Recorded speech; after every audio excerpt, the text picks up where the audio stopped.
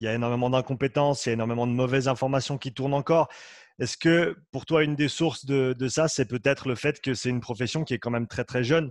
Si on la compare à, bah, tu as mentionné les coiffeurs, on peut parler d'autres Tu, professions tu qui… as, tu as entièrement raison. Tu as entièrement raison, mais moi j'irai plus loin. Je ne sais pas comment ça se passe dans les autres pays, mais nous, par exemple, en France, on a une fac de sport où les gens en fac de sport en France sont donc des gens qui t'enseignent, sont quand même des doctorats bac+8, tu vois. Mhm.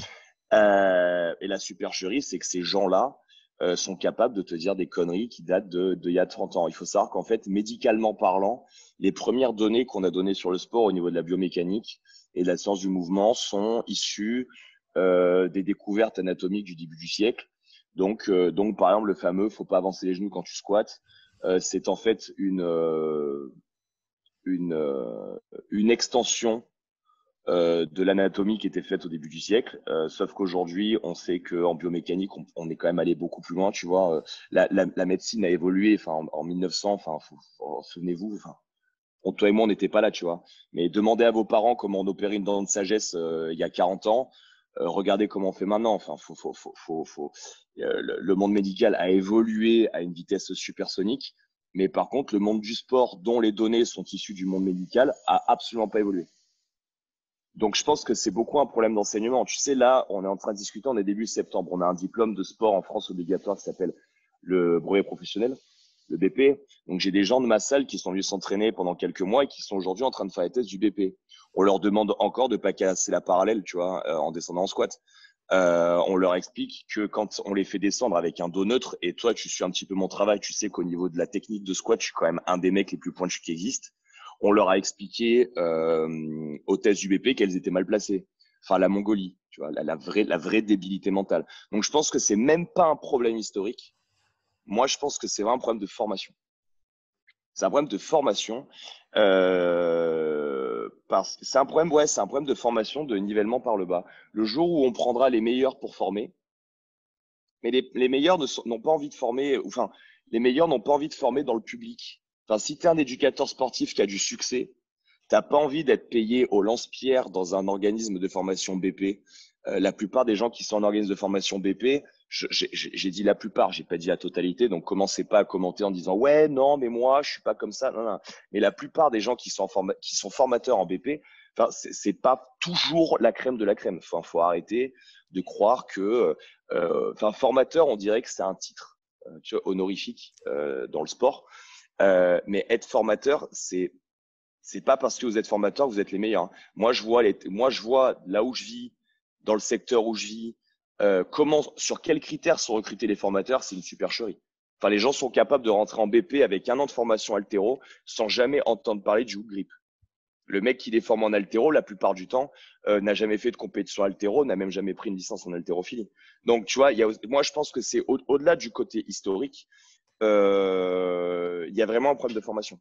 C'est un peu le concept qu'on a avec quand on parle de violence policière. Si tu regardes les pays, les analyses, c'est voilà, ben, plus les policiers sont formés avant d'être sur le terrain, moins il y a de bavures. C'est conceptuel en fait. Donc moi je pense que c'est vraiment la formation. Et c'est pas forcément mauvais parce qu'on avait un diplôme qui était sur 2 ans qui s'appelle le brevet d'État et il est passé sur un an. Mais en vrai, sur un an, à 35 heures par semaine, si tu as vraiment des élèves qui sont intéressés et tu as des cours qui sont intéressants où on donne du bon contenu, il n'y a pas de souci. L'histoire de les genoux, faut pas qu'ils dépassent les pointes de pied ou faut pas casser l'appareil au squat. Le problème, c'est pas l'incompétence des coachs, c'est l'incompétence des formateurs qui leur ont dit. Parce qu'une fois qu'ils ont appris ça pendant un an, va leur expliquer que c'est faux. Ils vont dire, ah, mais c'est ce que j'ai appris au BP, c'est ce que j'ai appris en STAPS. Alors, il y a toujours, quand je dis ça, des gens en vidéo qui viennent dire, ouais, non, moi, dans mes STAPS, c'est pas vrai, on me dit pas ça. Et juste en dessous, t'as un mec qui dit, eh ben, moi, j'ai fait 3 ans de STAPS et on m'a dit pareil. On m'a dit ça aussi, qu'il fallait que je le fasse, tu vois. Donc, il y a tout et n'importe quoi. Il y a tout et n'importe quoi. En France, chaque organisme de PP est complètement indépendant. Alors, au loin, il y a le ministère qui leur donne des directives. Mais bon, sur le terrain, c'est n'importe quoi. Les STAPS, c'est pareil. Chaque STAPS est en concurrence avec l'autre fac. Donc, Lyon, est-ce qu'ils sont meilleurs que Montpellier? Est-ce qu'ils sont meilleurs que Toulon? Voilà. Donc, il y a pas de fil conducteur. Et je pense que tant qu'il n'y aura pas quelqu'un en haut qui va secouer la branche pour qu'on ait un tronc commun de formation correcte, Voilà, on en arrive à des inepties pour te donner un exemple, parce que pour qu'il y ait vraiment que les gens qui nous écoutent situent le merdier, le BP en France, ils ont la mention musculation et haltéro dans la même chose. Donc, imagine-toi que le matin, on va t'expliquer en muscu qu'il faut pas tendre les bras au développé couché parce que ça fait mal.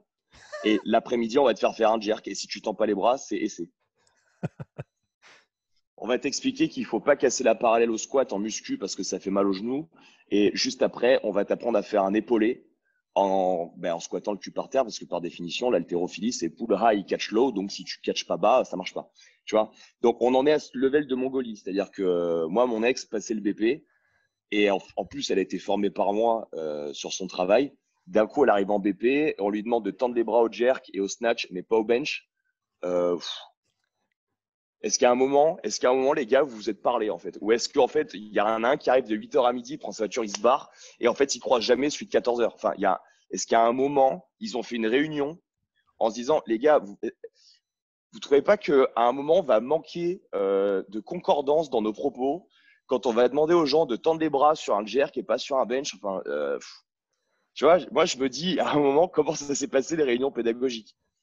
C'est quand vous avez lu le contenu, vous vous êtes pas dit bon là on fait n'importe quoi. Tu vois. Donc voilà, je pense que au-delà de ça, c'est vraiment la formation. C'est vraiment la formation et on est dans un métier où comme la formation est vraiment, allez, je vais essayer d'édulcorer mes mots parce qu'on est en Suisse. Donc hétéroclite, où on trouve de tout. Le problème c'est que la qualité du coach elle est soumise à sa conscience perso. Et il y en a qui en ont, il y en a qui en ont pas. Et deux, à est-ce qu'en sortant de là il va se former, tu vois? Et en plus, par des biais psychologiques, est-ce que la personne ne va pas se former que vers les gens dont le contenu correspond à ce qu'ils ont appris? Genre, par exemple, tu as des gens, ils vont apprendre que les genoux doivent pas dépasser les pointes de pied. Eh ben, derrière, oui, ils vont se former continuellement, mais auprès des gens qui ont le même discours qu'eux.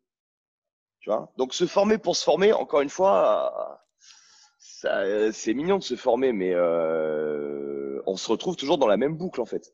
Des gens qui vont être capables d'avoir une analyse factuelle. Moi, j'ai appris à pas avancer les genoux.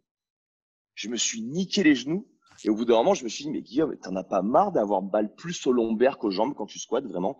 Et là, j'ai commencé à gratter, à gratter, à gratter. J'ai eu la chance de rencontrer Benjamin Hennequin, vice-champion du monde, qui collabore sur toutes nos programmations haltéro chez We Are Athletic.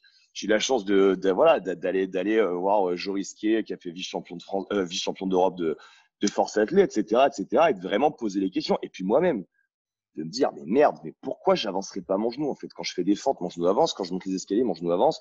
Quand je fais un step-up, mon genou avance. Mais putain, mais c'est complètement con, cette histoire, tu vois. Donc, il y a un cheminement derrière. Et d'ailleurs, j'en ai parlé en introduction, mais le fait de m'entraîner m'a fait me péter, m'a fait me poser des questions, m'a fait comprendre. Mais la formation, en formation, on t'apprend que c'est vert alors qu'en fait c'est rouge. Et toi, par biais affectif, tu veux pas remettre en question ce que tu as appris dans ton diplôme, donc tu ne vas t'orienter en formation que vers des gens qui disent que c'est vert. Il y a ça aussi. Il y a ça. Les gens te disent qu'ils ont appris ça en BP, mais ils ont lu un truc qui dit que, mais ils sont allés voir un tel qui dit que. Et en fait, c'est un cercle de gens incompétents qui se protègent entre eux. Donc bref, euh, je pense, pour apporter une réponse un peu plus concise, que c'est beaucoup plus un problème de formation que de contenu, parce que notre discipline, notre métier est jeune, mais vraiment, il a des ressources en termes de contenu intéressant qui sont absolument exceptionnelles. Il y a des gens qui ont des innovations pour mettre ce contenu à disposition, la plupart du temps gratuitement, de manière incroyable. Olivier Bollier expliquait que son contenu, ça fait 20 ans qu'il bosse, ça fait 20 ans qu'il est gratos. Enfin, il a mis payant pendant le confinement. Allô, vous avez un mec là en Suisse qui fait nos minutes aussi. Je suis pas encore allé voir, mais tous mes potes m'en parlent et le mec a l'air de faire un contenu prodigieux. Donc big up à toi et bravo pour ce que tu fais. Et encore une fois, d'après ce que j'ai compris, c'est un peu gratuit. Tu vois, donc des open source gratos, il y en a des kilos, mais encore faut-il que les gens aillent le chercher.